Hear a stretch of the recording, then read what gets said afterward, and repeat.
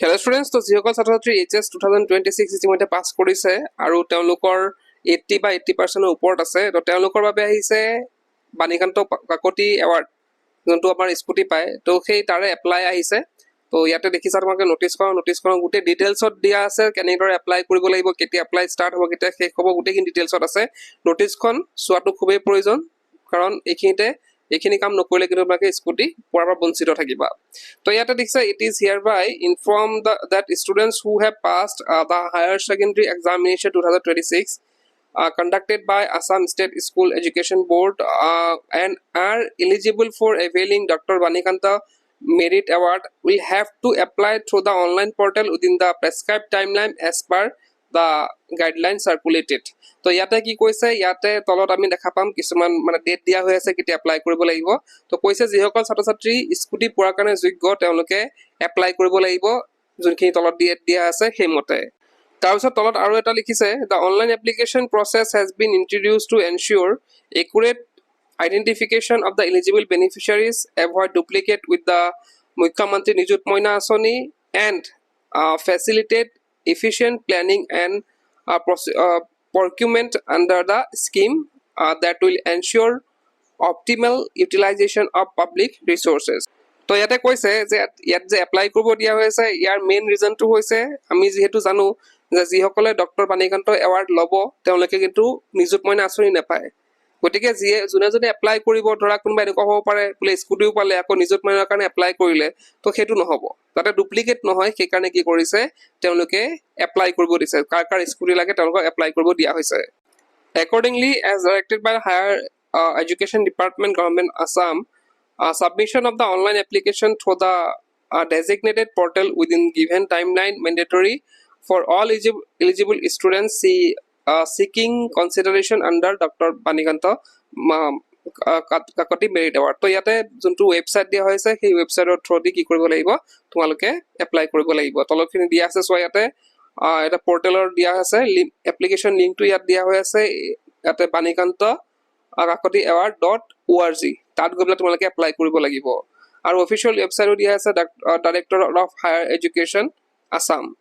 আৰু যদি কিবা ধৰণৰ তোমালোকৰ আপত্তি থাকে, কিবা যদি ডাউট থাকে, তোমালোকৰ ইয়াত চোৱা হেল্পলাইন নম্বৰো দিয়া হৈ আছে 8638781760, আৰু তাত দুটা দিছে নম্বৰ 7002428505। তো দুটা পৰা এটাত কৰিলেই হ'ল। আৰু বাকী ইমেইলো দিছে, তোমালোকে ইমেইল যোগেও তোমালোকৰ কিবা যদি সুধিবলগীয়া থাকে বা তোমালোকৰ যদি কিবা আপত্তি থাকে তোমালোকে মানে জনাব পাৰা। তো ইয়াতে আমি যদি চাওঁ এপ্লিকেশ্যন ষ্টাৰ্ট হ'ব কেতিয়াৰ পৰা, 29/7 পৰা মানে 2টা বজাৰ পৰা আৰম্ভ হ'ব আৰু ক্ল'জ হ'ব 28/1/2026, প্ৰায় এমাহমান সময় দিছে আৰু 6টালৈকে আছে। Publication of provisional list of eligible applicants, তো ইয়াতে প্ৰভিজনেল লিষ্ট ওলাব 25 তাৰিখে। তাৰ ছাবমিশ্যন অফ ক্লেইমছ অবজেকশ্যন, তো তাতে কাৰোবাৰ যদি অবজেকশ্যন থাকে বা ক্লেইম থাকে তেওঁলোকে কৰিব পাৰিব 25 পৰা 30 তাৰিখলৈকে। আৰু তোমালোকৰ যোনটো ফাইনেল পাব্লিকেশ্যন ফাইনেল লিষ্ট হ'ব সেইখন ওলাব 10/9/2026। তো ইয়াতে কিছুমান জেনেৰেল গাইডলাইন দিয়া আছে, এইখিনি জনাটো আমাৰ খুবেই প্ৰয়োজন। ইয়াত দিছে, every eligible student shell submit N online application through the designated portal within, এইখিনি আমি গম পাইছোৱেই বাৰু, যিকোনো যোনটো পৰ্টেল দিয়া আছে তাতে কৰিব লাগিব।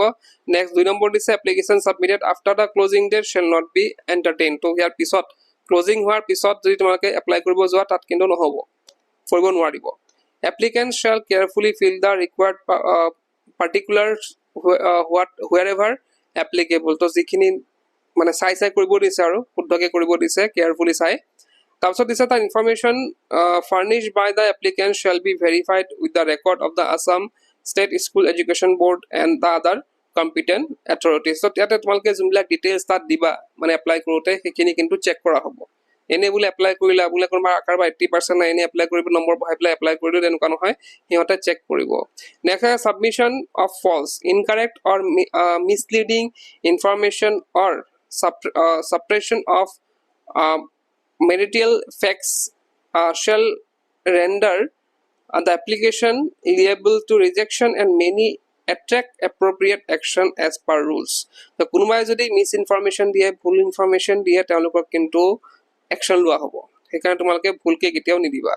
নেক্সট আছে, mere submission of online application shall not confer any right to receive the award Selection shall be subject to fulfillment of the eligibility criteria and successful verification of all particulars. তো ইয়াতে কৈছে যে apply কৰি দিলে যে তোমালোকে পাই যাবা তেনেকুৱা নহয়, তোমালোকৰ ভেৰিফিকেশ্যন হ'ব, তাৰপিছতে তোমালোকে সেইটো কাৰণে এলিজিবল হ'বা।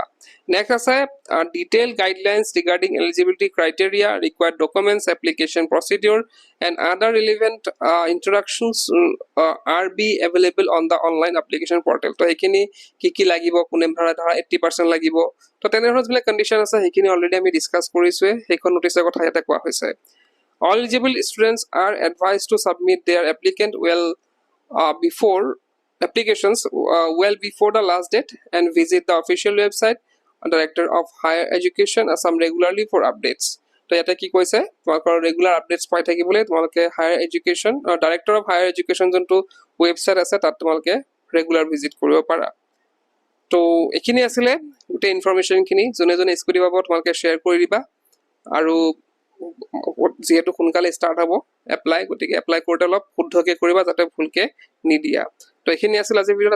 কি কৰি কি পজিং